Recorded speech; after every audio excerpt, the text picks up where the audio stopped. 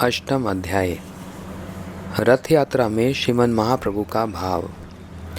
रथ यात्रा के समय श्री चैतन्य महाप्रभु भगवान श्री जगन्नाथ देव के रथ के सामने भावाविष्ट होकर श्री जगन्नाथ देव की स्तुति करने लगे।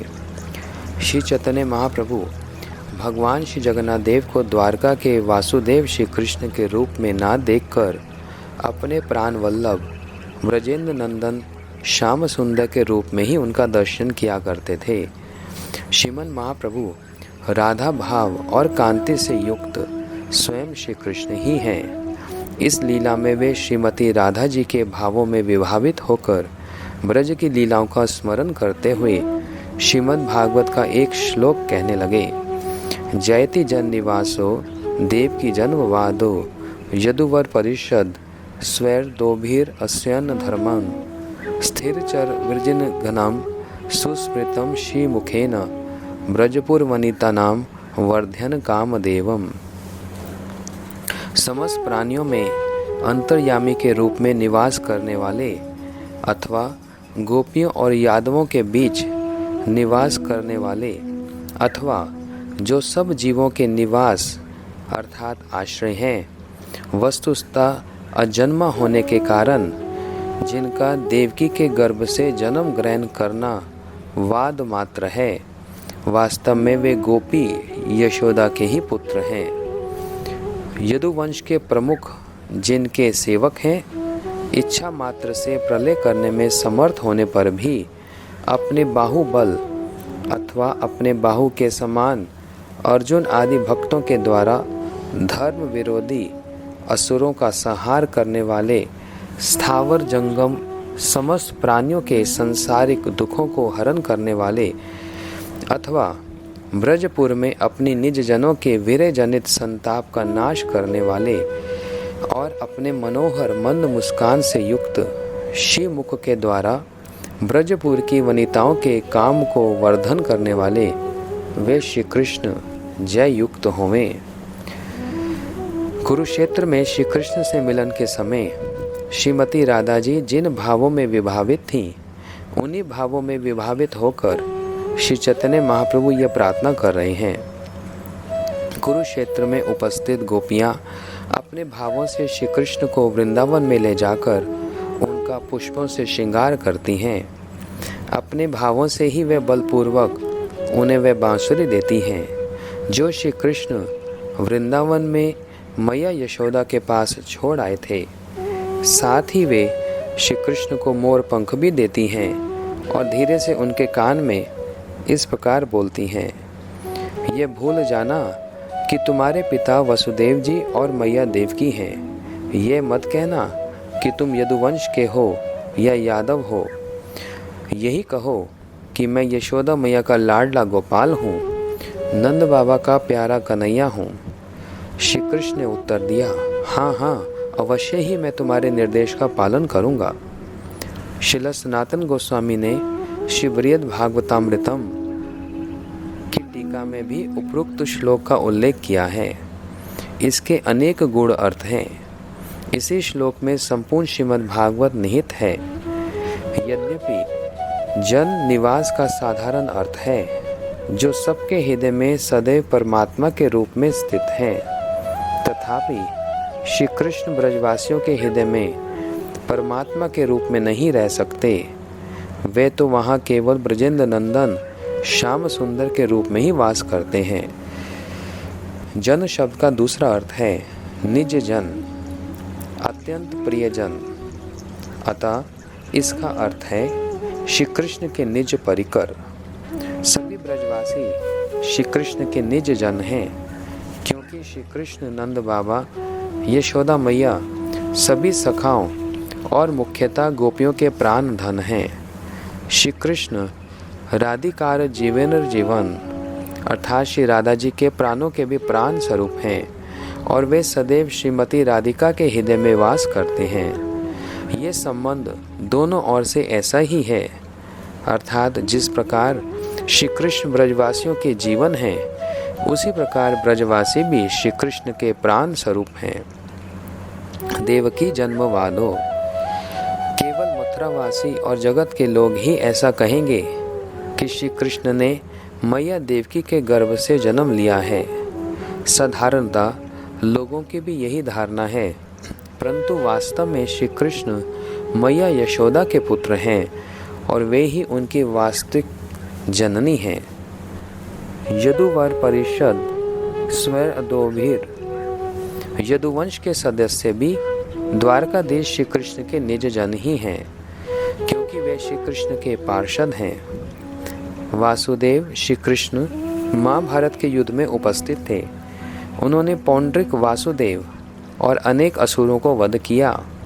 ऐसा प्रतीत होता है कि यह श्लोक द्वारका लीला का वर्णन कर रहा है और श्री वासुदेव श्री कृष्ण के विषय में लिखा गया है, क्योंकि इसमें अर्जुन, भीम और अन्य परिकरों का श्री कृष्ण की भुजाओं के रूप में वर्णन किया गया है।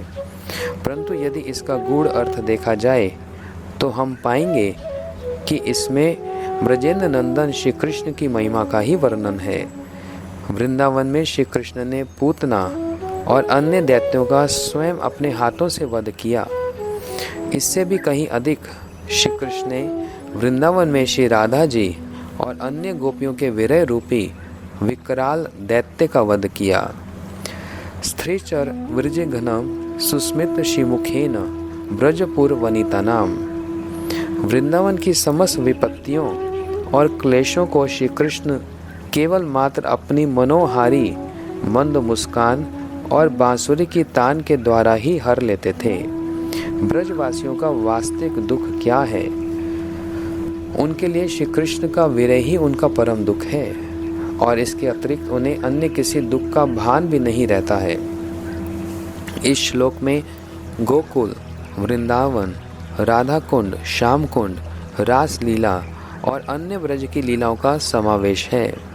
वर्ध्यन कामदेवम, यहाँ कामदेव का अर्थ इस जगत की काम वासना नहीं, अपितु अप्राकृत काम अर्थात निस्वार्थ शुद्ध प्रेम है। वह प्रेम भी साधारण प्रेम न होकर उत्तर बढ़ता हुआ स्नेह, मान, प्रणय, राग, अनुराग, भाव और महाभाव तक पहुंचने वाला प्रेम है।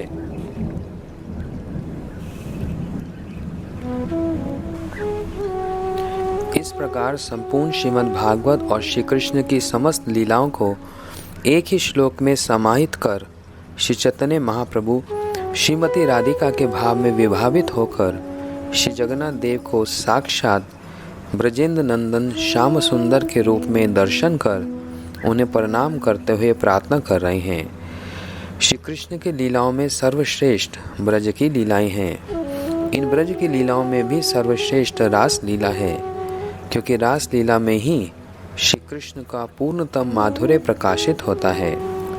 इस रास लीला में महाभाव स्वरूपा गोपियों के भावों के अनुरूप श्री कृष्ण का सर्वोत्तम रूप और माधुर्य साक्षात मन्मथ कामदेव के रूप में प्रकट होता है।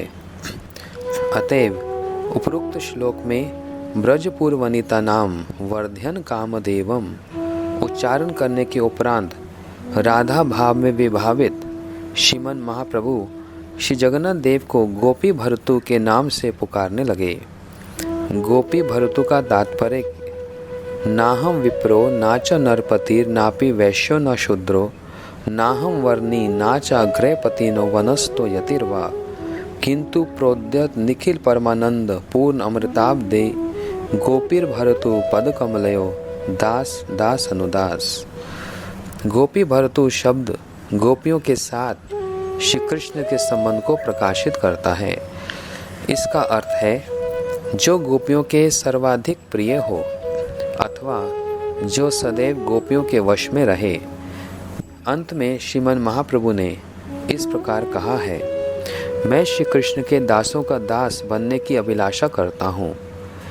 रथ यात्रा के समय श्री चैतन्य महाप्रभु केवल अपने लिए ही नहीं अपितु सभी के लिए ही प्रार्थना कर रहे हैं। वे स्वयं परम भगवान हैं और वे ही गोपी भरतु हैं, परंतु हमें किस प्रकार प्रार्थना करनी चाहिए ये शिक्षा देने के लिए ही वे स्वयं प्रार्थना करके दिखला रहे हैं। वे हमें हमारा वास्तविक स्वरूप बतला रहे हैं। हम ब्राह्मण, क्षत्रिय, वैश्य या शूद्र नहीं हैं। ना ही हम ब्रह्मचारी, गृहस्थ, वानप्रस्थ या सन्यासी हैं। हम अपने इस शरीर से अतीत जीवात्मा हैं, जिसका नित्य स्वभाव श्री कृष्ण की सेवा करना है। जीवे स्वरूप है कृष्णेर नित्य दास। जीव अपनी अपनी रुचि के अनुसार शांत, दास्य, सख्य, वात्सल्य और मधुर इन 5 रसों में श्री कृष्ण की सेवा करते हैं। परंतु श्री कृष्ण की सर्वोत्तम सेवा गोपी भाव में ही होती है। इसलिए श्री चैतन्य महाप्रभु ने श्री कृष्ण को गोपी भर्तु कहकर पुकारा है। गोपी भर्तु कौन है? वे तो सदा ब्रज में वास करने वाले श्री राधाकांत, श्री राधा रमन और श्री गोपीनाथ ही हैं। श्री कृष्ण के साथ उनकी आराध्या गोपियों का होना अनिवार्य है। श्रीमन महाप्रभु का भाव है, जो श्री कृष्ण गोपियों की उपासना करते हैं, हम उन्हीं श्री कृष्ण के सेवक हैं, अन्य किसी कृष्ण के नहीं। हम रुक्मिणी और सत्यभामा के साथ विहार करने वाले श्री कृष्ण या चतुर्भुज रूप में सुदर्शन चक्र धारण करने वाले श्री कृष्ण अथवा उनके अन्य अन्य अवतारों के सेवक नहीं हैं। संभवतः अन्य लोग ऐसे श्री कृष्ण या उनके अवतारों के सेवक हो सकते हैं, परंतु हम अर्थात मैं, श्रीमन महाप्रभु और मेरे परिकर, हम केवल श्री राधा भर्तु पद कमलयो दास अनुदास अनुदास राधिका जी के दास्य में निष्ठ गोपी हैं। अर्थात हम उन श्री कृष्ण के ही चरण कमलों के दास हैं, जो श्री कृष्ण गोपियों के साथ ही विहार करते हैं तथा गोपियां और उनमें भी मुख्यतः श्री राधा जी के वशीभूत हैं। ऐसे गोपी भर्तु श्री कृष्ण के एकांतिक सेवक अत्यंत दुर्लभ हैं। श्रीमन महाप्रभु के अनुगत्य में आने वाले भक्त स्वरूपतः श्री राधा जी की दासियां हैं, क्योंकि गोपी भर्तु पद कमलयो दास दास अनुदास पद का प्रयोग केवल श्री राधा जी की दासियों के लिए ही किया जाता है। श्री चैतन्य महाप्रभु की यह उक्ति उन लोगों के संदर्भ में है जो स्वयं श्रीमन महाप्रभु के श्रील रूप गोस्वामी, श्रील रघुनाथ दास गोस्वामी और हमारी समस्त गुरु परंपरा के अनुगत्य में भक्ति कर रहे हैं। जब हमारी भक्ति रूपी लता में प्रेम भक्ति रूपी पुष्प, पल्लव और फल प्रस्फुटित होंगे, तभी हम श्रीमन महाप्रभु की इस उक्ति का अनुभव कर सकेंगे।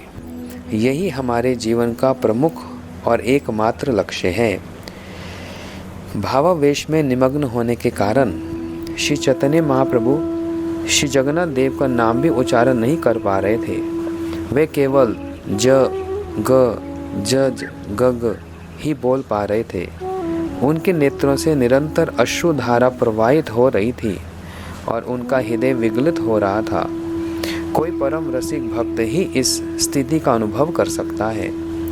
श्री जगन्नाथ देव को ब्रजेंद्र नंदन श्याम सुंदर के रूप में दर्शन करने से श्रीमन महाप्रभु राधा भाव में आविष्ट होकर इस प्रकार चिंतन करने लगे। बहुत समय के पश्चात मैं अपने उन प्राण प्रियतम से मिल रही हूँ, जिनके वीर्य की अग्नि में मैं अब तक झुलस रही थी। श्री चैतन्य महाप्रभु के भावों को जानकर श्री स्वरूप दामोदर ने उनके भावों के अनुरूप एक गीत गाना आरंभ किया। सही तो प्राणनाथ पाइनु, जहाँ लागी मदन दहने झूरी गेनु। उसी प्राणनाथ श्री कृष्ण को मैंने पा लिया है, जिनकी काम अग्नि में मैं जल रही थी।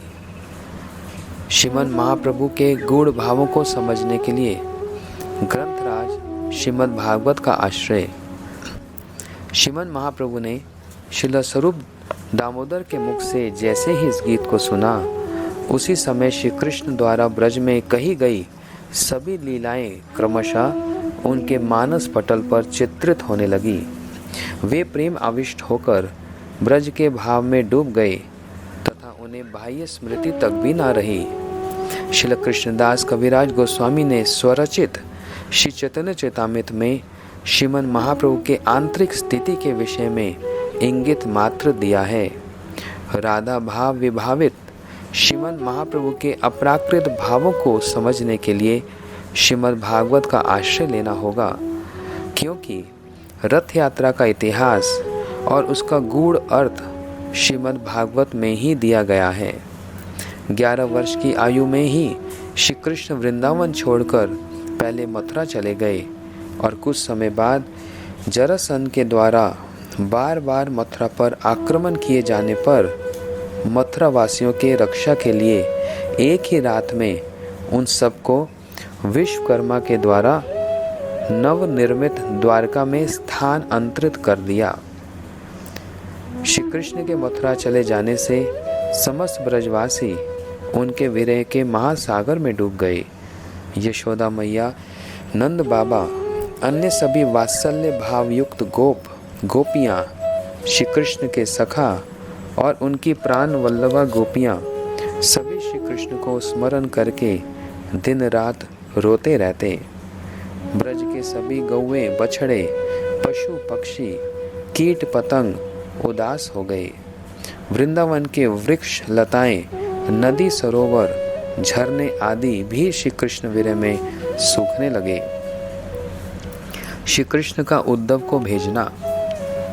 मथुरा में श्री कृष्ण भी अपने प्राण वल्लभा गोपियाँ और अपने माता पिता के प्रेम में व्याकुल हो रहे थे। मथुरा में ऐसा कोई भी नहीं था जो श्री कृष्ण को सांत्वना दे सकता। ब्रज में गोपियाँ परस्पर मिलती थीं और एक दूसरे को अपनी विरह पीड़ा बतलाकर अपना विरह ताप कुछ शांत कर लेती थीं, अपने दुख को परस्पर बांट लेती थीं। वहाँ ललिता जी राधा जी से कहती, हे सखी, इतनी अधीर मत हो, श्री कृष्ण कहीं दूर नहीं हैं, तुम्हारे हृदय में ही तो हैं। ऐसी और भी बातें कहकर उन्हें सांत्वना देती थी, उनका दुख बांट लेती थी और उनके साथ मिलकर रोती थी। किंतु मथुरा में श्री कृष्ण के साथ ऐसा कोई नहीं था जो उनके साथ रो ले। वहाँ गोपियों के संबंध में कुछ बातें कहकर श्री कृष्ण के साथ उनका दुख बांटने वाला कोई भी नहीं था।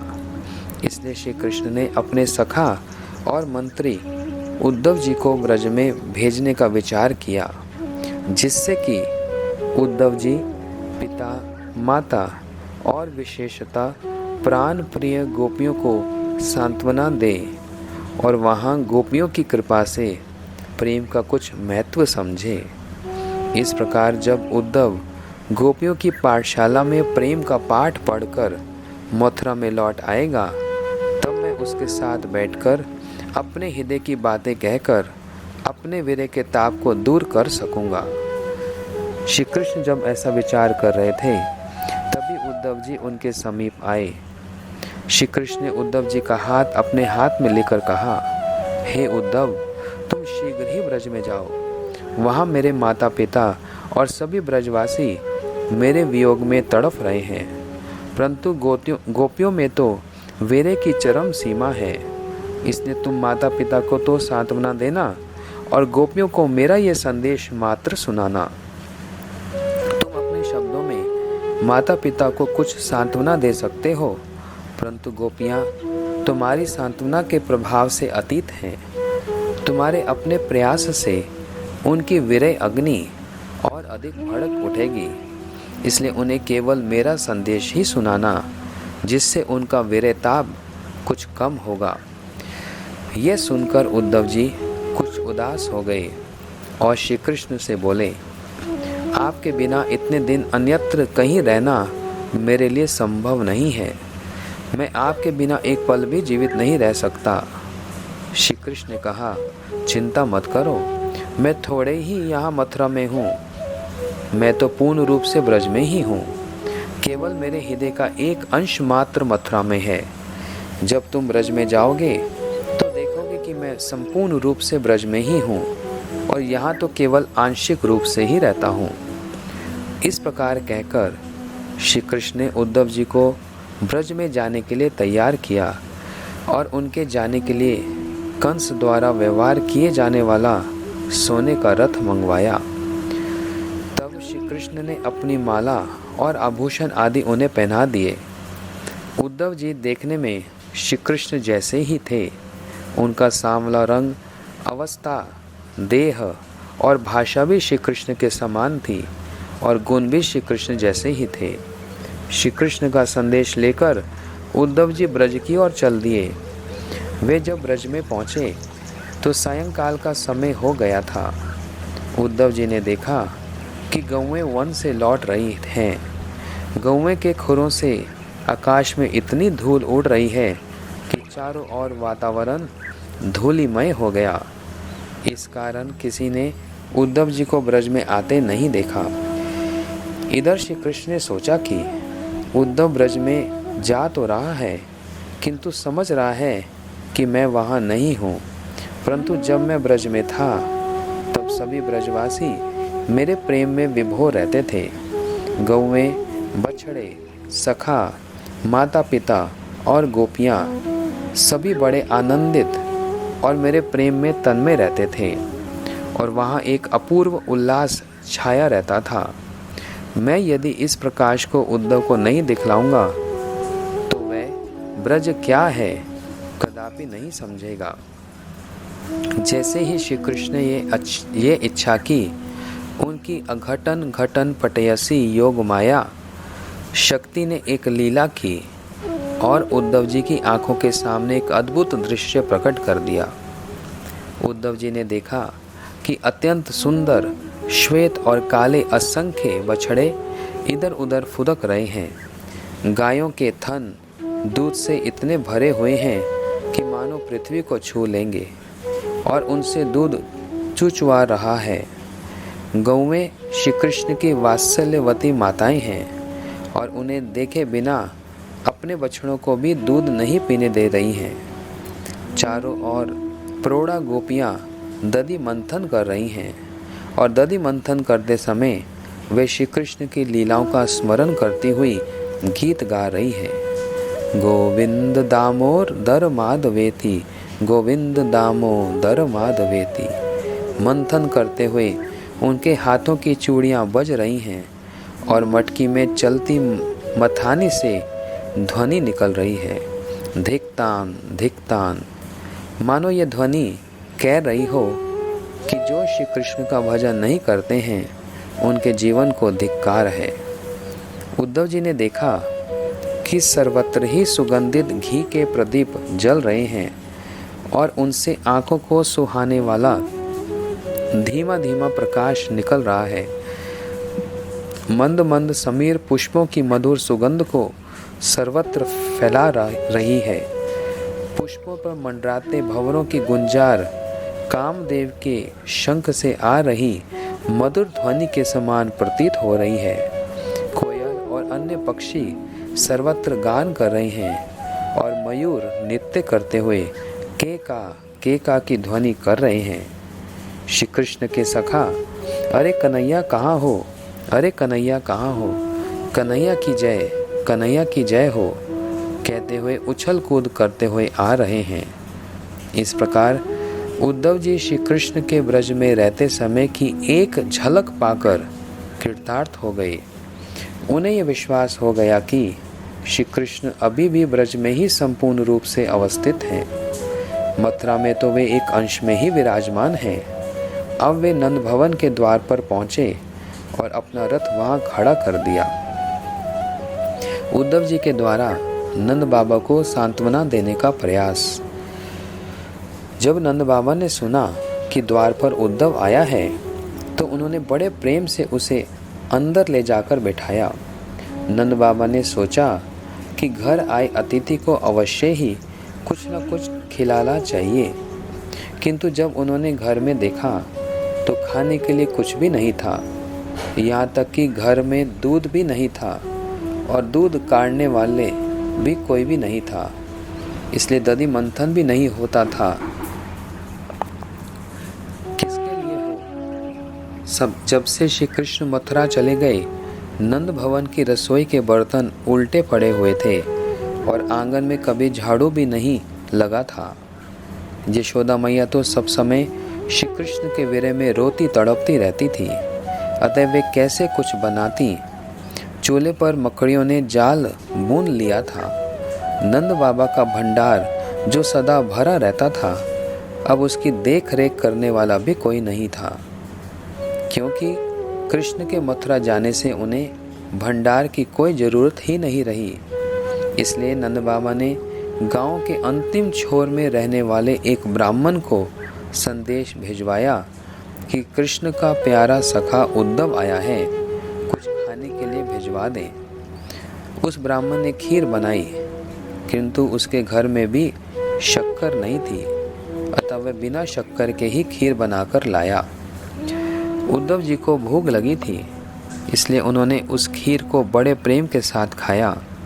फिर नंद बाबा ने अपने सेवकों से उनका पाद संवाहन करवाया।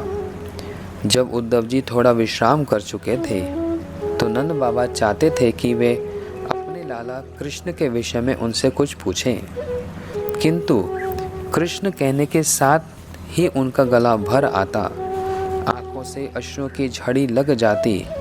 इसलिए कुछ धैर्य धारण करके उन्होंने पूछा, हे मेरे प्यारे उद्धव, मेरा सखा वसुदेव बहुत सौभाग्यशाली है, वे कुशल से तो है ना? कंस अपने पापों के कारण मारा जा चुका है, इसलिए जो यदुवंशी कंस के भय से दूसरे राज्य में जा छिपे थे, वे अब निर्भय होकर मथुरा लौट रहे हैं ना? अपि स्मरति ना कृष्णो मातरम सुहृदम सखीन, गोपान व्रजम च आत्मनाथम गावो वृंदावनम गिरिम। तब नंद बाबा ने बहुत कठिनाई से फिर पूछा, कृष्ण की मैया उसके विरह में रो रो कर अंधी हो गई थी, क्या हमारा लाला उसे कभी स्मरण करता है? कृष्ण की मैया ने उसे कितना लाड प्यार किया है, वह कृष्ण के बिना एक पल भी नहीं रह सकती है। ऐसी मैया को क्या कभी कृष्ण स्मरण करता है? यशोदा की सखियां कृष्ण को अपना पुत्र ही मानती हैं, उसे अपने पुत्रों से बढ़कर प्रेम करती हैं। जब कृष्ण गोचारण करके लौटता था, तो वे पहले कृष्ण की आरती उतारती थीं, उसकी बलाइयाँ लेती थीं और फिर अपने पुत्रों की। यशोदा की सखियां कृष्ण को अपने घरों में बुलाकर खिलाती पिलाती थीं और कृष्ण का भी उनके साथ वैसा ही व्यवहार था। क्या कृष्ण कभी ऐसे सुहृदों का स्मरण करता है? क्या कभी उन सखाओं का स्मरण करता है जिनके साथ वे कभी यमुना के तट पर, कभी गोवर्धन में, ब्रज में सर्वत्र खेलता था, और जो कृष्ण को एक क्षण भी नहीं देखने से विरह में तड़पने लगती थी? क्या श्री कृष्ण उन राधिका, ललिता, विशाखा आदि सखियों को स्मरण करता है? ये सखियां बचपन से ही कृष्ण को प्राणों से भी कोटि गुना अधिक प्रेम करती हैं। अरे उद्धव, इन ब्रजवासियों की तो बात ही क्या, यहाँ की गौएं भी कृष्ण को अपने बछड़ों से अधिक प्रेम करती हैं। ब्रज के वृक्ष, लता आदि, पर्वत, नदियाँ, झरने, पशु पक्षी, कीट पतंग आदि भी कृष्ण से प्रेम करते हैं। समस्त ब्रज ही कृष्ण के विरह में शुद्ध है। ऐसे ब्रज को क्या वह कभी स्मरण करता है? उद्धव, क्या कृष्ण एक बार फिर ब्रज में आएगा? उद्धव जी बोले, बाबा आप रोइए मत, कृष्ण ने ब्रज में लौटने की प्रतिज्ञा की है, इसलिए वह अवश्य अवश्य अवश्य ही आएगा। नंद बाबा कृष्ण को स्मरण कर रोते हुए कहने लगे, अहो कृष्ण कितना सुंदर है, तिल फूल जैसी उसकी नासिका कितनी सुंदर है। जब वह तिरछी चितवन से देखता है तो कितना सुंदर और निराला लगता है। उसके कपोल कितने मधुर और सुंदर हैं। जब वह मुस्कुराता है तो उसके कपोलों के बीच में एक गड्ढा पड़ जाता है, जिससे उसका सौंदर्य और निखर जाता है। उसकी मुस्कान पर तो मानो सारा विश्व ही उसके चरणों में अपना सब कुछ न्यौछावर कर देता है। इस प्रकार कृष्ण को स्मरण करते करते नंद बाबा व्याकुल होकर रोने लगे और उनका कंठ भी रुंध गया। उद्धव जी ने कहा, कृष्ण के प्रति आपका अनुराग परम धन्य है। मैंने अनेक लोगों में कृष्ण के प्रति अनुराग देखा तो है, किंतु आप जैसा अनुराग कहीं वही नहीं देखा। आप चिंता मत करें, जब कृष्ण प्रतिज्ञा करके गए हैं कि लौटकर अवश्य आऊँगा, तो इसमें कोई संदेह नहीं है कि वे अवश्य ही लौटेंगे। कुछ कारणवश भले ही उनके आने में विलंब हो रहा है, किंतु वे अवश्य ही फिर ब्रज में आएंगे। नंद बाबा प्रेम में विवल होकर पुनः कहने लगे, हाँ, कृष्ण हम सबका रक्षक था।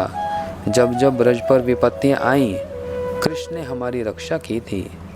एक बार सखाओं और बछड़ों को बचाने के लिए उसने दावानग्नि को पान कर लिया था।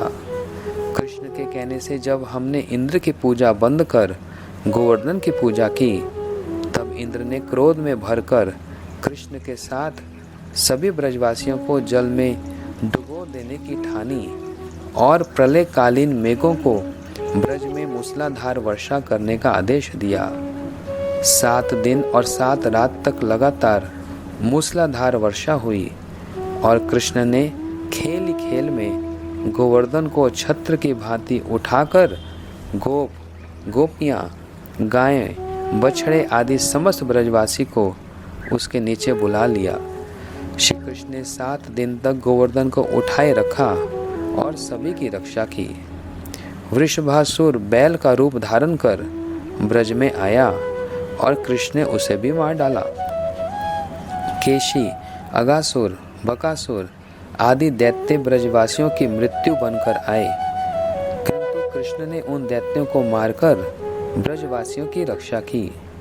और अब हम ब्रजवासी कृष्ण के वीर्य के महासागर में डूबते जा रहे हैं, और यदि इस समय कृष्ण ने आकर हमारी रक्षा नहीं की, तो समस्त ब्रज वीर्य के महासागर में डूबकर प्राण त्याग देगा।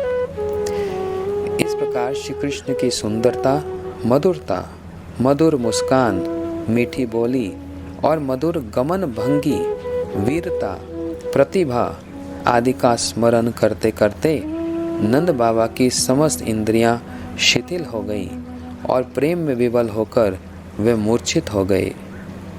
उद्धव जी सोचने लगे, अहो, यशोदा मैया और नंद बाबा का श्री कृष्ण के प्रति कितना अद्भुत प्रेम है। ये नहीं जानते हैं कि श्री कृष्ण स्वयं भगवान हैं और ये उन्हें अपना पुत्र मानकर मोहित हो रहे हैं। मैं इन्हें कैसे सांत्वना दूं? उद्धव जी ने नंद बाबा को उठाया और धीरे धीरे उनकी चेतना फिर लौट आई।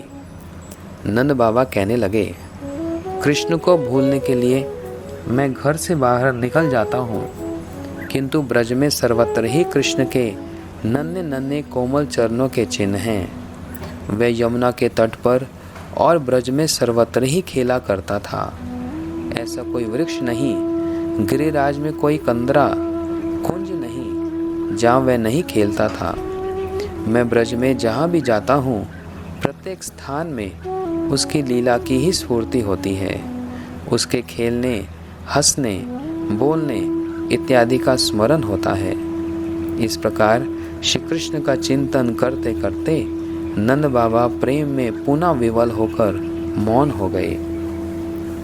उद्धव जी सोचने लगे, मैं तो इन्हें सांत्वना देने आया था, किंतु ये तो कृष्ण के लिए विलाप करते करते तड़प रहे हैं। संसार में वही परम सौभाग्यवान है जो श्री कृष्ण का चिंतन मनन करते हैं और श्री कृष्ण का स्मरण कर उनके नेत्रों से निरंतर अश्रुधारा प्रवाहित होती है।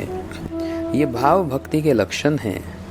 नंद बाबा यही तो कर रहे हैं। श्री कृष्ण का चिंतन करते हुए उनके लिए रो रहे हैं। फिर भी मुझे उन्हें कुछ सांत्वना तो देनी ही चाहिए।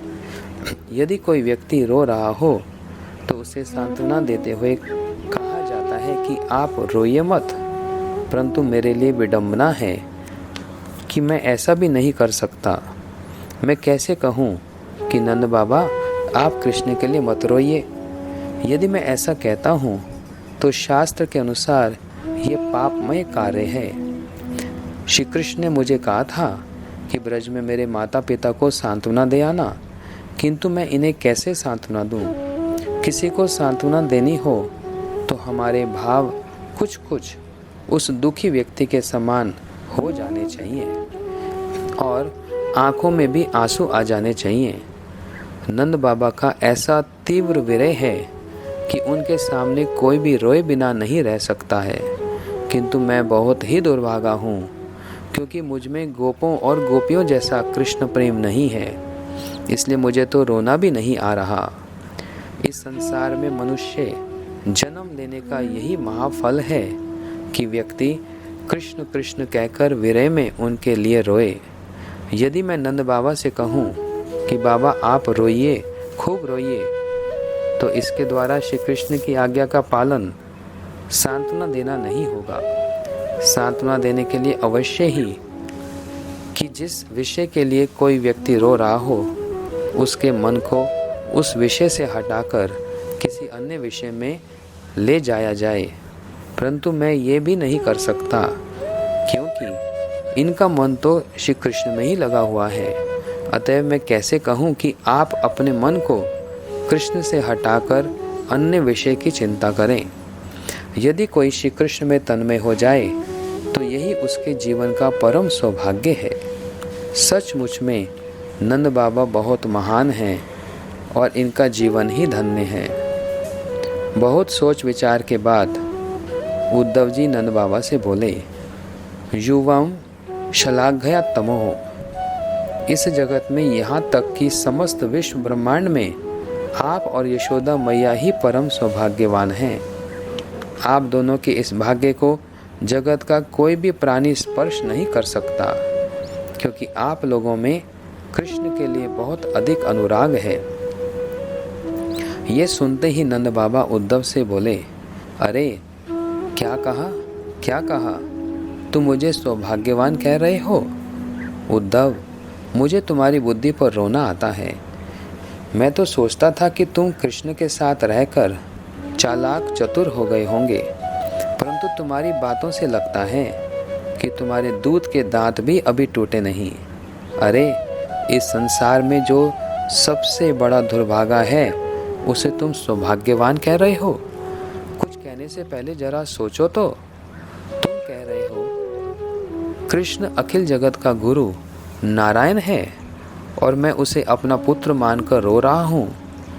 पहले मैं यही समझता था कि कृष्ण मेरा पुत्र ही है, इसलिए उसके विरह में विकल होकर रो रहा था। मैं चाहता हूँ कि मेरे प्राण निकल जाएं, परंतु ये निकलते ही नहीं। ब्रह्मा जी ने मेरे हृदय को वज्र के समान कठोर बनाया है। पिता तो जगत में एकमात्र महाराज दशरथ ही थे, जिन्होंने अपने पुत्र के वियोग में हाँ राम कहते हुए अपने प्राण छोड़ दिए। मैं तो पुत्र के वियोग में मर भी नहीं रहा हूँ, इसलिए मैं ऐसा दुर्भागा व्यक्ति हूँ कि मैंने नारायण को भी अपने पुत्र के रूप में प्राप्त करके अपनी निष्ठुरता के कारण उसे खो दिया। भगवान तो वहीं रहते हैं जहाँ कोई उन्हें प्रेम करे। लगता है कि मुझ में प्रेम नहीं है, इसलिए कृष्ण मुझे छोड़कर मथुरा चला गया। उद्धव जी सोचने लगे, अब मैं क्या करूं? जिसे नंद बाबा पुत्र मान रहे हैं वह उनका पुत्र नहीं है। विश्वस्य च बीज योनि, विश्व का बीज पुरुष है और प्रकृति योनि है। दोनों से जगत की सृष्टि होती है। ये उस श्री कृष्ण को अपना पुत्र मान रहे हैं जो बीज रूपी पुरुष और प्रकृति के भी परम पुरुष हैं। रामो मुकुंदः, बलराम और श्री कृष्ण जिन्हें ये पुत्र मानकर तड़प रहे हैं वे तो सर्वत्र व्याप्त हैं, इसलिए उन्हें विश्व योनि कहा गया है। सभी उनके भीतर में हैं और कहीं भी उनका अभाव नहीं है। जगत में लोग मोह में पड़कर ही रोते हैं और मोह तो अज्ञान से उत्पन्न होता है, किंतु तत्व ज्ञान द्वारा अज्ञान का नाश होते ही मोह दूर हो सकता है। यदि इन्हें यह ज्ञान हो जाए कि श्री कृष्ण स्वयं भगवान हैं और सर्वत्र व्याप्त हैं, तो इनका मोह भंग हो जाएगा और विरह की तड़फन भी दूर हो जाएगी। ऐसा विचार कर उद्धव जी बोले, बाबा, नारायण अखिलो गुरु, श्री कृष्ण नारायण हैं, समस्त जगत के गुरु हैं, सभी उनके पुत्र हैं और आप उन्हें अपना पुत्र मानकर रो रहे हैं। आपका पुत्र तो पुरुष प्रधान है, पुराणों और वेदों का भी यही प्रतिपाद्य तत्व है, समस्त कारणों का भी कारण है, विश्व की योनि है। हे महात्मा, हे नंद बाबा, ऐसा समझिए कि ऐसा कोई भी स्थान नहीं है जहाँ पर श्री कृष्ण नहीं है।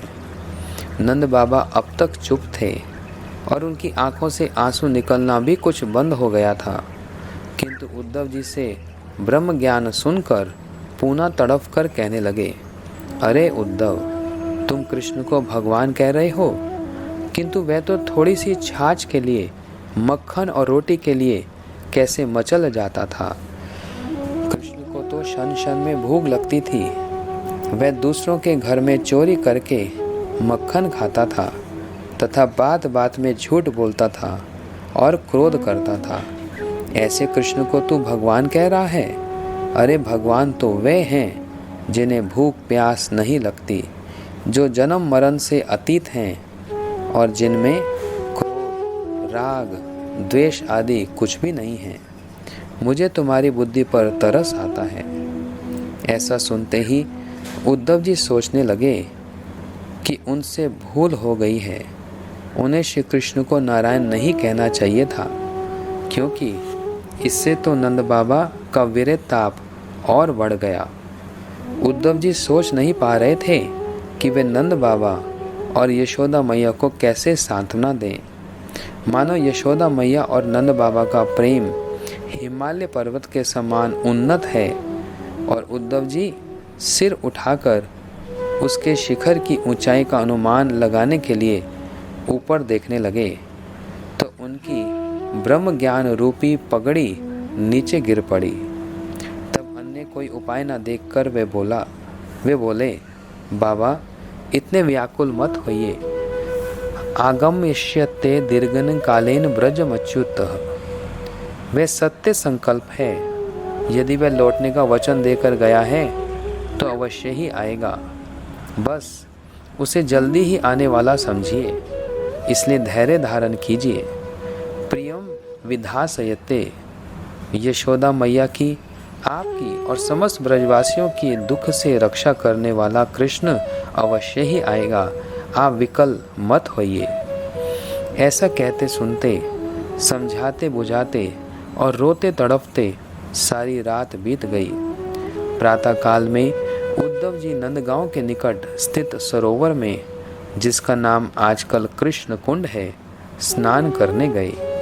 वे स्नान करके आह्निक करने बैठे, परंतु आज उनका मन उसमें नहीं लग रहा था। नंद बाबा का प्रेम में कलेवर और उनके भाव बार बार उद्धव जी को स्मरण आने लगे और वे सोचने लगे कि मुझे कृष्ण के लिए रोना भी नहीं आता है, परंतु यशोदा मैया और नंद बाबा श्री कृष्ण के लिए ऐसे बिलख बिलख कर रो रहे हैं कि उनका रोना कम ही नहीं होता। उद्धव जी के द्वारा गोपियों के महाभाव का दर्शन। उसी क्षण योग माया की कृपा से उद्धव जी ने कुछ ही दूरी पर एक कदम का वन देखा। उसके थोड़ा निकट जाने पर उन्होंने देखा कि वहाँ करोड़ों गोपियाँ उदास बैठी थीं। उनके चेहरे फीके पड़ गए थे और उनके वस्त्र मैले हो गए थे। उनके आंसुओं से उनके वस्त्र भीगे हुए थे और भीगे हुए वस्त्रों पर ब्रज की धूल लिपटी हुई थी। गोपियाँ अपने वस्त्र इसलिए साफ नहीं करती थीं क्योंकि उन वस्त्रों में श्री कृष्ण संबंधी आंसू थे। वे गोपियाँ वीरे में विवल होकर मरण आसन थीं।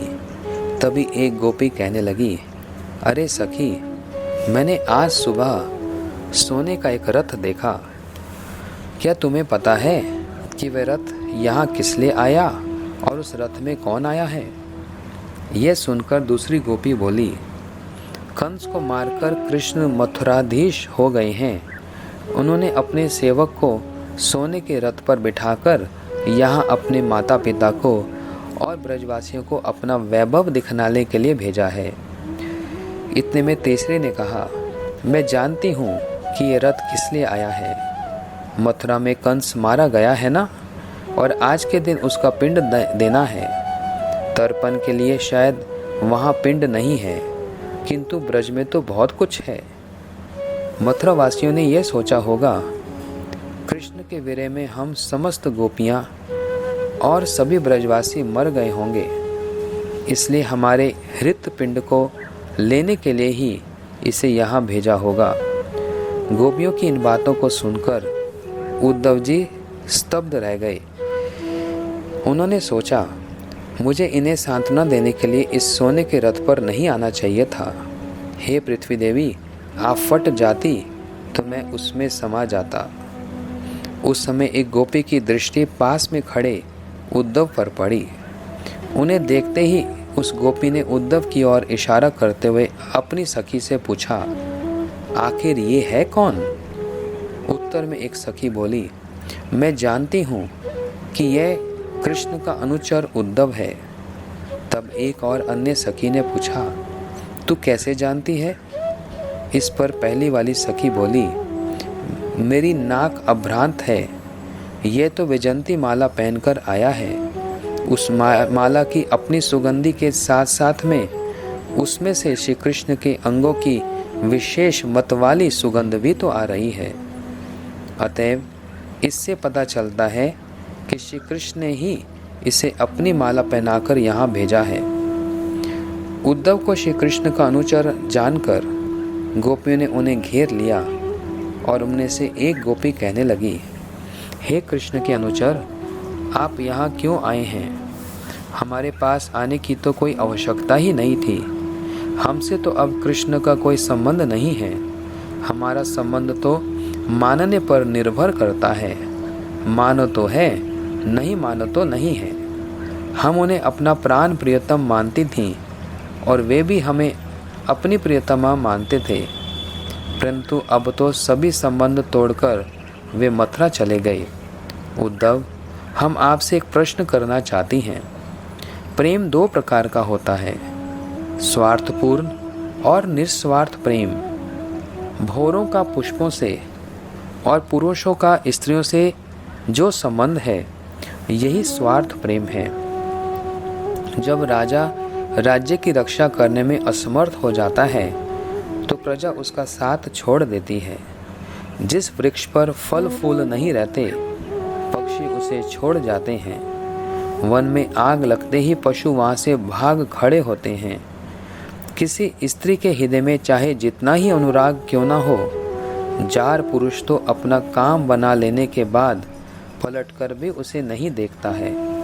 किंतु उद्धव, हमारा श्री कृष्ण के प्रति निस्वार्थ प्रेम था और कृष्ण का भी हमारे प्रति निस्वार्थ प्रेम था।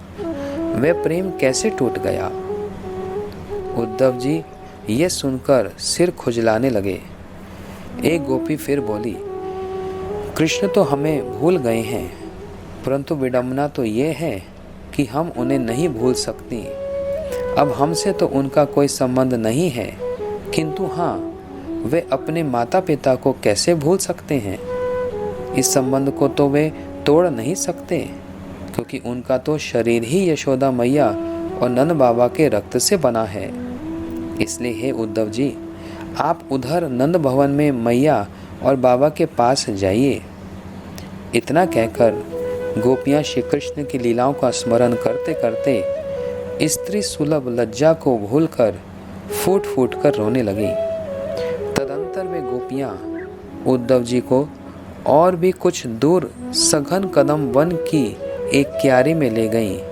वहाँ उद्धव जी ने देखा कि एक सोने की पुतली जैसी कोई गोपी मृत प्राय अवस्था में कमल के फूलों की शैया पर सोई हुई है। उसकी सखियों ने उसके नाक के पास रुई रखकर देखा कि वह अभी भी जीवित है अथवा नहीं। तब उन्होंने जाना कि अभी प्राण निकलना कुछ बाकी है। धयंती कृष्ण संगमम। इतने में जो गोपी श्री राधा जी सोई हुई थी, वे दिव्य उन्माद में कुछ प्रलाप करने लगी। उस मूर्छित अवस्था में ही श्री राधा जी कृष्ण के ध्यान करने लगी कि श्री कृष्ण उन्हें छोड़कर मथुरा चले गए हैं। वे किसी प्रेयसी के बिना तो रह नहीं सकते, अतः वे वहाँ मथुरा की रमणियों से घिरे हुए उनके साथ विहार कर रहे हैं। उस उन्माद अवस्था में भी श्री राधा जी को मान हो गया और वे दिव्य उन्माद में प्रलाप करने लगी, जिसे श्रीमद् भागवत में भ्रमर गीत कहा गया है।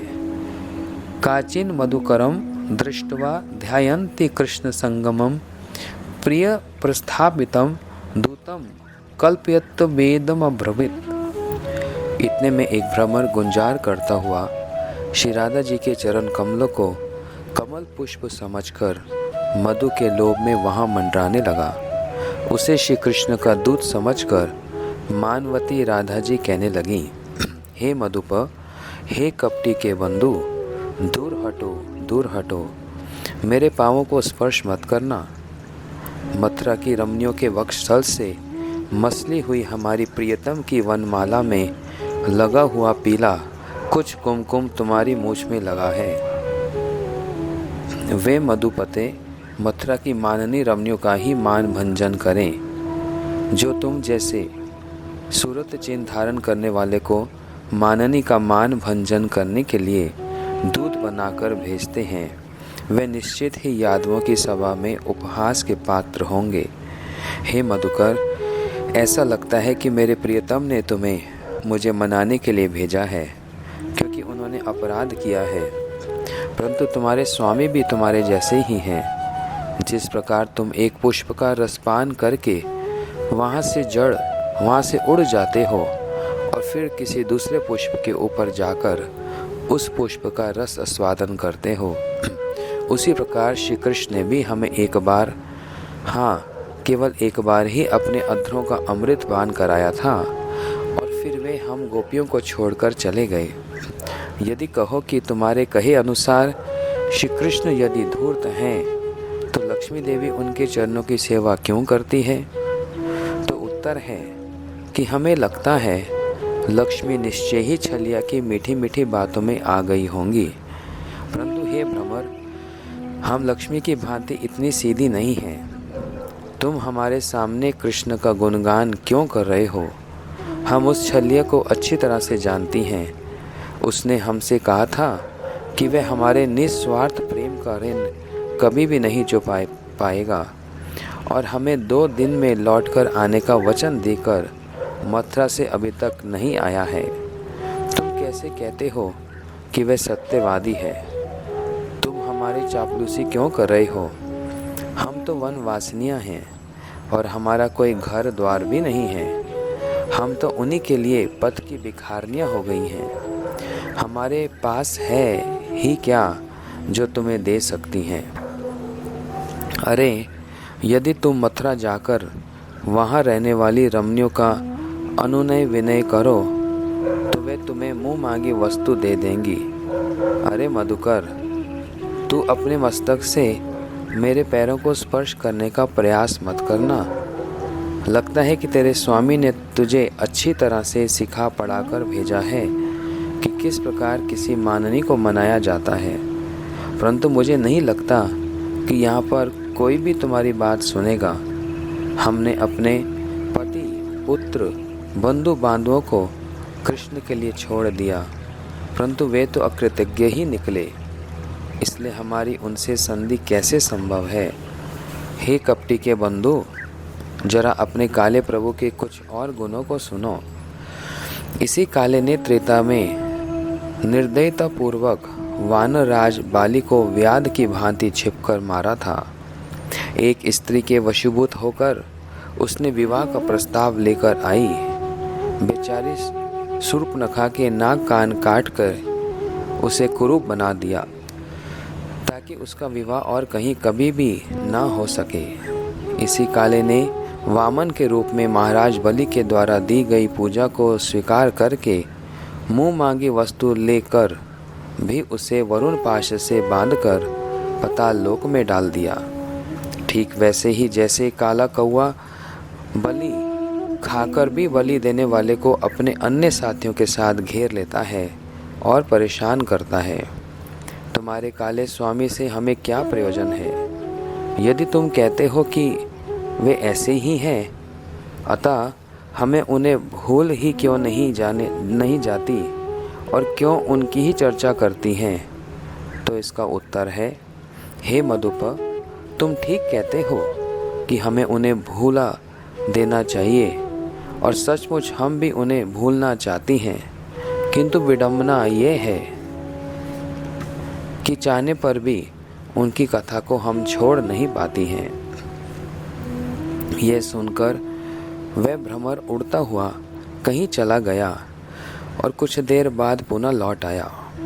पुनः श्री राधा जी ने उससे कहा, हे सौम्य, क्या मेरे प्रियतम ने तुम्हें मुझे मनाने के लिए यहाँ पुनः भेजा है? क्या तुम हमें वहाँ ले जाना चाहते हो? परंतु उनकी पत्नी लक्ष्मी देवी तो सदा उनके वक्षस्थल पर ही निवास करती है, इसलिए हमारा निर्वाह वहाँ कैसे हो सकता है? हे मधुकर, यह बतलाओ कि हमारे प्राण प्रियतम कुशल से तो है ना? क्या वे कभी अपनी मैया, बाबा, सगे संबंधियों, सखाओं, गायों का स्मरण करते हैं? क्या वे कभी इन दासियों को स्मरण करते हैं? क्या कभी वे अगरू के समान दिव्य सुगंध से युक्त अपनी भुजाएं हमारे सिर पर रखेंगे? क्या हमारे जीवन में ऐसा शुभ अवसर आएगा? ऐसा कहते कहते श्री राधा जी श्री कृष्ण वीर्य में अधीर होकर फूट फूट कर रोने लगी। वे विलाप करने लगी, हे नाथ, हे रमानाथ, ब्रजनाथ आरती नाशन, मग्न मधुर गोविंद, गोकुल ब्रजनार्तिवात। हे नाथ, हे रमानाथ, हे ब्रजनाथ, हे दुख विनाशन, हे गोविंद, दुख के अपार सागर में डूबते हुए इस ब्रजमंडल का शीघ्र ही उद्धार करो। हम में प्राण धारण करने का और सामर्थ्य नहीं है।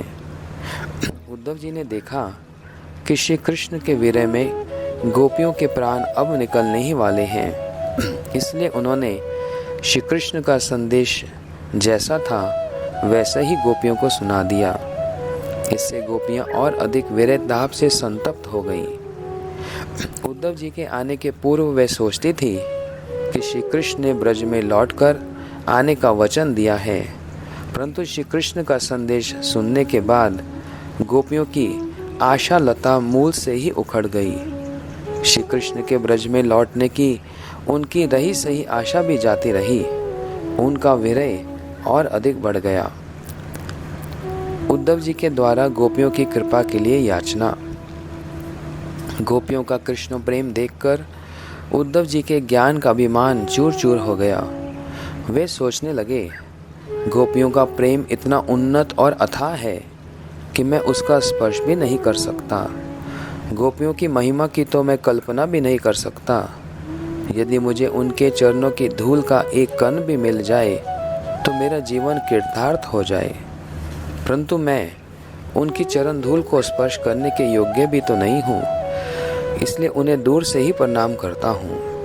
ऐसा सोचकर उद्धव जी प्रार्थना करने लगे, आसाम ओहो चरण रेणु जुषाम्याम श्याम वृंदावने किमपि गुल्मलतौषधीनाम या दुस्तज्यम स्वजनम आर्य पथम च हित्वा भेजुर्मुकुंद पदवीम श्रुति विमिक्रयाम। मेरे लिए तो ये परम सौभाग्य की बात होगी कि मैं इस वृंदावन धाम में कोई झाड़ी लता अथवा औषधि जड़ी बूटी ही बन जाऊं। अहो, यदि मैं ऐसा बन जाऊंगा तो मुझे इन ब्रजांगनों की चरण धूल का निरंतर सेवन करने का सौभाग्य प्राप्त होता रहेगा। इनकी चरण रज में स्नान करके मैं धन्य हो जाऊंगा। धन्य है ये गोपियां, देखो तो, जिन्हें छोड़ना अत्यंत कठिन है। उन स्वजन संबंधियों तथा लोक वेद की आर्य मर्यादा का परित्याग करके इन गोपियों ने श्री कृष्ण का परम प्रेम प्राप्त कर लिया है। औरों की तो बात ही क्या, भगवत निश्वास रूप समस्त श्रुतियाँ भी गोपियों जैसे भगवान के परम प्रेम में दिव्य स्वरूप को ढूंढती ही रहती हैं, प्राप्त नहीं कर पाती। किंतु गोपियों ने तो श्री कृष्ण के प्रति परम उन्नत प्रेम पा लिया है। उपरोक्त वचन कहने के उपरांत उद्धव जी सोचने लगे, मेरा ऐसा सौभाग्य तो हो नहीं सकता कि मैं ब्रज में तृण के रूप में जन्म लेकर निरंतर गोपियों की चरण धूल से अभिषिक्त हो सकूं। अतएव वे गोपियों की चरण रेणु की एक कण के लिए ही प्रार्थना करते हुए कहने लगे, वंदे ब्रज स्त्रीणाम पाद रेणु अभिक्षणस यासम हरि कथोद्गीतम पुनाति भुवनत्रयम। मैं नंद बाबा के ब्रज की गोपांगनाओं की चरण धूल की निरंतर वंदना करता हूँ। इन गोपियों के द्वारा गान की गई श्री कृष्ण की लीला कथाएं त्रिभुवन को सदा सर्वदा पवित्र करती रहेंगी। उद्धव जी किस गोपी के चरण कमल की एक धूलि कण की अभिलाषा कर रहे हैं? श्री राधा जी के चरण कमल की धूलि के एक कण की। परंतु वे फिर विचार करने लगे कि मैं तो इसके योग्य भी नहीं हूँ, इसलिए यदि उनकी किसी भी सखी की चरण धूलि का एक कण भी प्राप्त हो जाए तो मेरा जन्म सार्थक हो जाएगा। श्री कृष्ण ने उद्धव जी को ब्रज में गोपियों की पाठशाला में जाकर प्रेम का पाठ पढ़ने के लिए भेजा था, परंतु गोपियों ने उन्हें अयोग्य कहकर प्रेम की पाठशाला में प्रवेश नहीं दिया। इसलिए उद्धव जी ने दूर से उस पाठशाला को प्रणाम किया और बाहर से देखा कि जो कुछ सीख सके उसी को यथेष्ट समझकर मथुरा लौट गए। कुरुक्षेत्र में श्री कृष्ण तथा ब्रजवासियों का पुनर्मिलन। श्री कृष्ण के ब्रज छोड़ने के अनेक वर्षों बाद पूर्ण सूर्य ग्रहण लगा। शास्त्रों के अनुसार ग्रहण के समय 3 बार स्नान करना चाहिए। पहला जब ग्रहण आरंभ हो, दूसरा जब ग्रहण लग जाए और तीसरा जब ग्रहण समाप्त हो जाए। तीसरे स्नान के पश्चात दान दक्षिणा देनी चाहिए। भारतीय इतिहास एवं वेद उपनिषदों में वर्णन है कि ग्रहण समाप्ति के समय कई राजा अपनी समस्त धन संपत्ति ब्राह्मणों और गरीबों को दान कर देते थे। वे दानवीर व्यक्ति इतना दान करते थे कि थोड़े समय बाद कोई दान लेने वाला ही नहीं रहता था। जिन्होंने दान लिया होता था वे भी दूसरे को दान देने लगते थे। सभी दानदाता बन जाते थे और सभी संतुष्ट रहते थे। आजकल भी भारत में कई उदारचित्त व्यक्ति हैं जो मुक्त हस्त से दान देते हैं। दान देता के लिए हितकारी होने पर भी आजकल इस प्रथा का प्रचलन बहुत कम होता जा रहा है। सूर्य ग्रहण के अवसर पर श्री कृष्ण ने देवकी वसुदेव अपनी 16,108 रानियां, सेना और सेनापतियों के साथ कुरुक्षेत्र जाकर ब्रह्म सरोवर में स्नान करने की योजना बनाई। श्री कृष्ण ने नंद बाबा को कुरुक्षेत्र में मिलने के लिए निमंत्रण नहीं भेजा, किंतु उन्होंने सोचा बाबा को तो पता चल ही जाएगा और तब वे ब्रज में नहीं रह पाएंगे। वे और सभी ब्रजवासी अपने आप ही कुरुक्षेत्र आ जाएंगे। वृंदावन में नंद बाबा को किसी प्रकार से श्री कृष्ण के कुरुक्षेत्र में आने की सूचना मिली। ये समाचार सुनते ही नंद बाबा के आनंद की सीमा नहीं रही और उन्होंने समस्त ब्रजवासियों को अपने साथ लेकर श्री कृष्ण से मिलने के लिए कुरुक्षेत्र जाने का निर्णय लिया। श्री कृष्ण से शीघ्र ही मिलने का अवसर प्राप्त होगा, ये समाचार सुनते ही ब्रज में सर्वत्र ही आनंद की लहर दौड़ पड़ी। वर्षों से वीरे अग्नि में झुलसते ब्रजवासियों को ऐसा लगा मानो अमृत वर्षण करने वाली मेघमाला ने ब्रज को आच्छादित कर दिया हो। मृत प्राय ब्रजवासियों में नव जीवन का संचार हो गया। वे सभी आनंद में निमग्न होकर श्री कृष्ण के लिए उनकी प्रिय वस्तु एकत्रित करते हुए कुरुक्षेत्र जाने की तैयारी करने लगे। श्री कृष्ण के ब्रज से जाने के बाद ब्रज के रसोई घरों में चूल्हे कभी नहीं जले थे। अब उन चूल्हों को गोपियों ने साफ सुथरा कर श्री कृष्ण को प्रिय लगने वाले पकवान तैयार किए। सभी ने सुंदर वस्त्र धारण किए। गोपियों ने श्रृंगार किया और आभूषण पहने। उपानंद जी और अन्य कुछ वृद्ध व्यक्तियों को ब्रज की देख रेख के लिए छोड़कर सभी गोपियां अपनी अपनी बैलगाड़ियों में बैठकर कुरुक्षेत्र की ओर चल दिए। मार्ग में वे निरंतर श्री कृष्ण का ही स्मरण करते हुए गा रहे थे, कृष्णा कृष्णा कृष्णा गोविंद दामोदर माधवेति। उस समय तक गोपियों को श्री कृष्ण के विरह में शोकाकुल होकर विलाप करते करते लगभग 60-70 वर्ष बीत चुके थे, परंतु इतने वर्षों के उपरांत भी श्री कृष्ण किशोर ही थे और गोपियां भी किशोरियां ही थी। इस प्रकार ये सभी कुरुक्षेत्र में एकत्रित हुए। सूर्य ग्रहण के अवसर पर नारद मुनि, व्यासदेव, गौतम, याज्ञवल्क आदि हजारों लाखों ऋषि, महर्षि, ब्रह्मवादी, आत्मज्ञानी आदि महात्मा भी कुरुक्षेत्र में उपस्थित हुए। धर्मराज युधिष्ठिर के साथ सभी पांडव, द्रौपदी, कुंती, भीष्म पितामह, द्रोणाचार्य, दुर्योधन और उसके भ्राता कर्ण और समस्त भारतवर्ष से सभी कौरव और विश्व भर से लोग वहां एकत्रित हुए। संपूर्ण विश्व के सभी राजा उस परम पवित्र ब्रह्म सरोवर में स्नान करने के लिए कुरुक्षेत्र पहुंचे और उस समय वहां 1 करोड़ से भी अधिक व्यक्ति इकट्ठे हुए थे। वहां दूर दूर तक हजारों की संख्या में तंबुओं की कतारें लग गई थी। बहुत से सगे संबंधी श्री कृष्ण के दर्शन की लालसा से देवकी और वसुदेव के शिविर में एकत्रित हो गए। उनका शिविर इतना विशाल था कि हजारों की संख्या में लोग उसके भीतर बैठ सकते थे। धर्मराज युधिष्ठिर, अर्जुन, भीम, नकुल, सहदेव और द्रौपदी तथा उनकी माता कुंती सभी वहां उपस्थित थे। अपने भ्राता वसुदेव से मिलने पर कुंती उच्च स्वर में रोते हुए बोली, भैया, जब मेरे पुत्र को विष दिया गया, जब मेरे पुत्रों को जलाने की चेष्टा की गई और जब उनका राज्य, धन संपत्ति सब कुछ छीन लिया गया और जब हम भिखारियों के समान इधर उधर भटक रहे थे, उस समय आपने हमारी कोई सुध नहीं ली। दुर्योधन ने मेरे पुत्रों को धोखा दिया। उसने पांडवों को अपने ही राज्य से निकालकर द्रौपदी का उस सभा में चीरहरण करने का प्रयास किया, जहां धृतराष्ट्र, भीष्म पितामह और अन्य गुरुजन उपस्थित थे। आप तो मेरे भ्राता हैं, इसलिए आपको तो मुझे स्मरण करना चाहिए था और मेरी सहायता के लिए आना चाहिए था। ऐसे संकट की घड़ी में आप अपनी बहन को कैसे भूल गए? उच्च स्वर में रोते हुए उन्होंने अपने भ्राता वसुदेव जी का आलिंगन कर लिया। तब वसुदेव जी भी रोने लगे।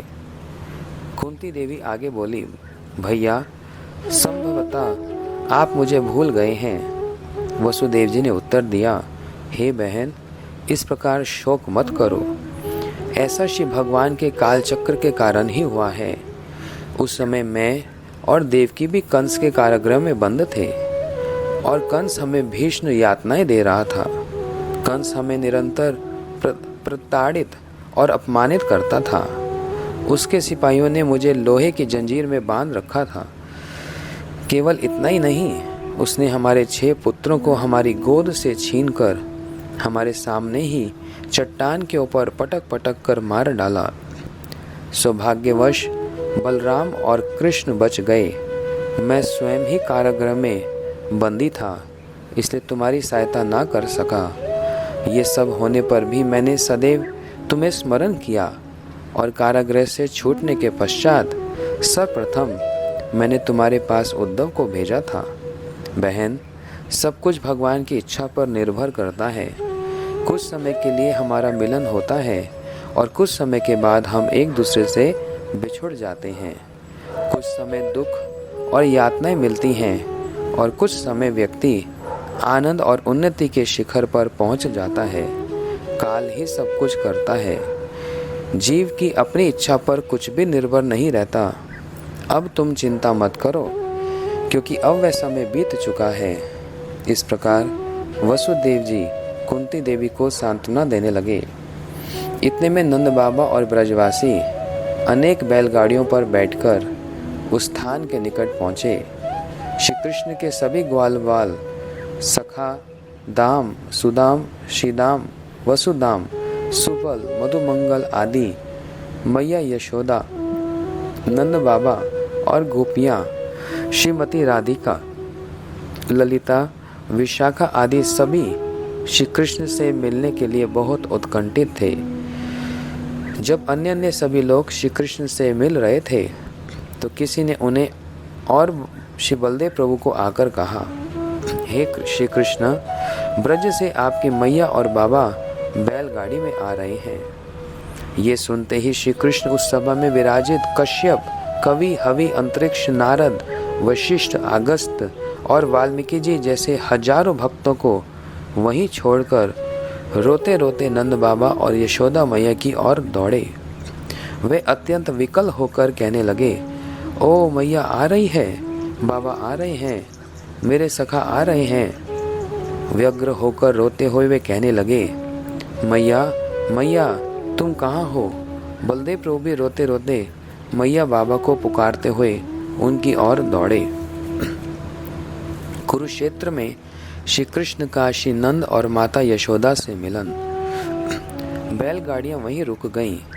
नंद बाबा और यशोदा मैया गाड़ी से उतरे और जब उन्होंने श्री कृष्ण को देखा तो भाव विवल होकर रोने लगे।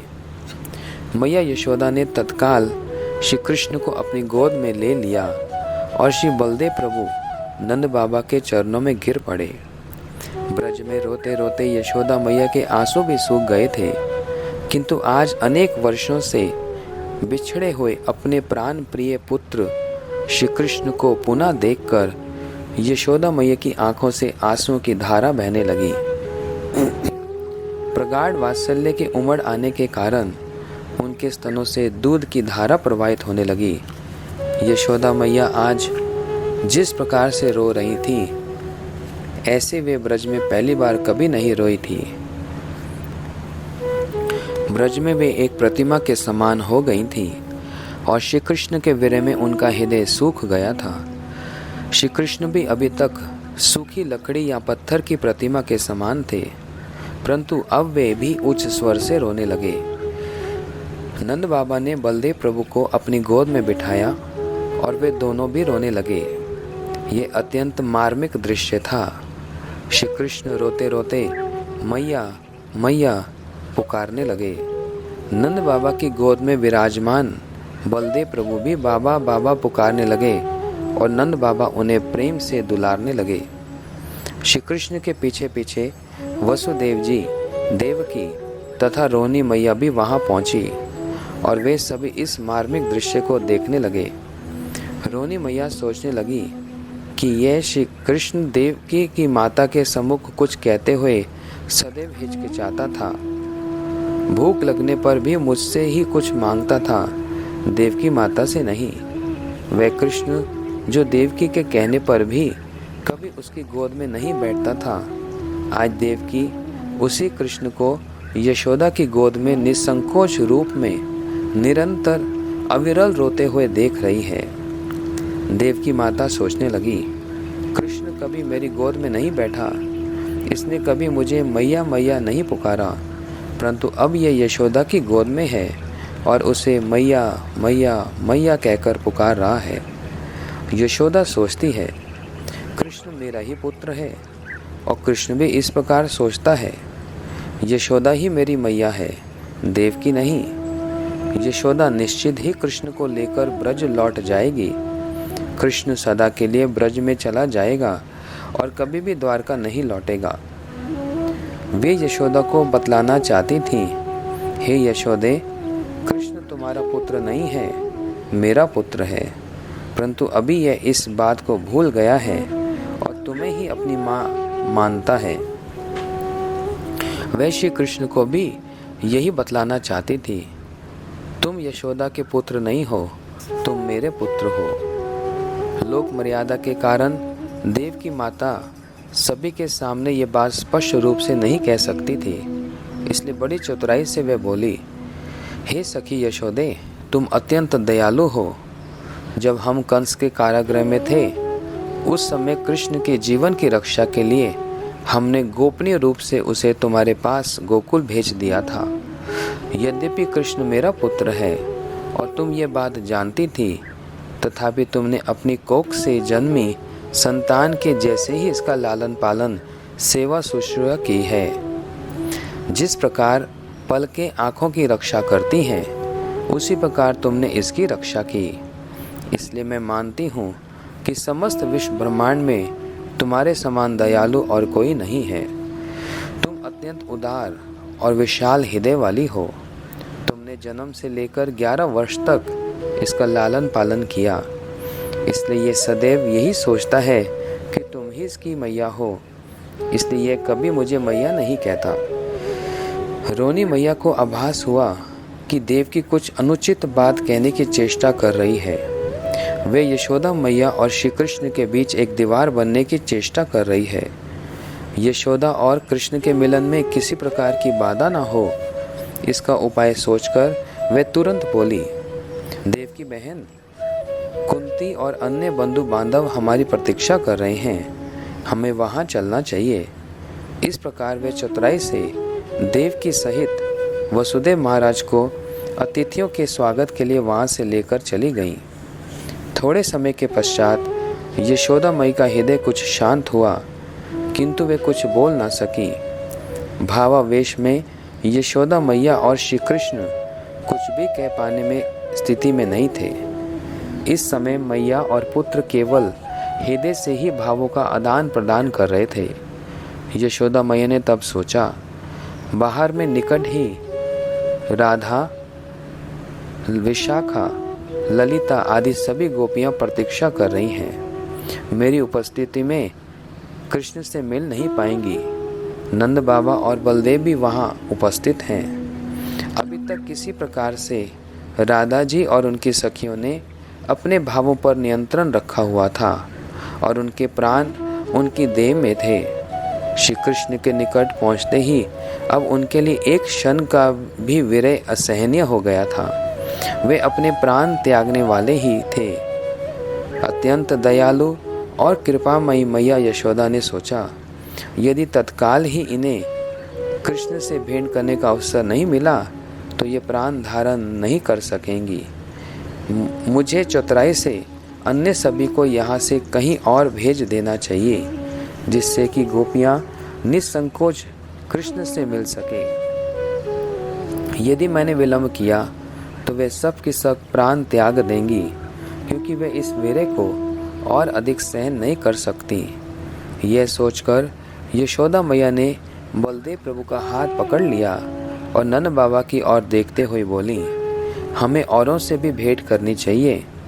बलदेव प्रभु यशोदा मैया के इस इंगित को समझ गए और उन्होंने सोचा, मेरी उपस्थिति में गोपियाँ यहाँ नहीं आएंगी, और शीघ्र ही मैया बाबा के साथ वे भी वहाँ से चले गए। यशोदा मैया ने देवकी माता का आलिंगन किया और उनमें परस्पर वार्तालाप होने लगा।